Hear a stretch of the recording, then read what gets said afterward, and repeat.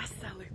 Es tik ārkārtīgi sen esmu bijis ēterā, bet šodien es vienkārši nevarēju noturēties, un man gribējās arī jūs visus apsveikt ar tādu pirmo īsto sniegu.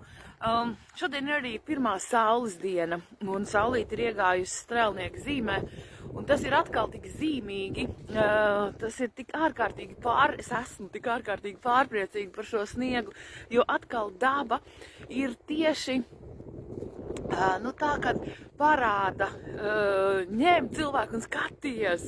Ja, tas pirmām kārtām ir tā par to, kad trakā skorpionu laiks ir beidzies, tātad visas nāves un transformāciju un visādu iesmirdējušo enerģiju, aktivizācijas un attīrīšanas laiks ir beidzies un sācies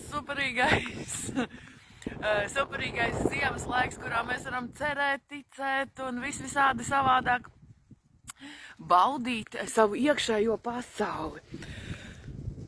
Jā, pirmajam sniegam ir īpaša loma, jo sniegs, tas ir apstādināts ūdens, un tajā mirklī, kad jūs ļaujat šādi uz sejas viņam izkust, viņš pamostās vai atkūst atpakaļ, ja? Tātad viņš atmostās ar jūsu īpašo domu, kas nāk cauri augumam. Tad, ir vēl tāds čukstiņš par pirmo sniegu. Kā es ļauju pieskarties pirmajam sniegam savai sejai, tā es atļauju ienākt mīlestībai un bagātībai manā dzīvē. Esiet laimīgi un baudiet kā bērni pirmo īsto sniegu.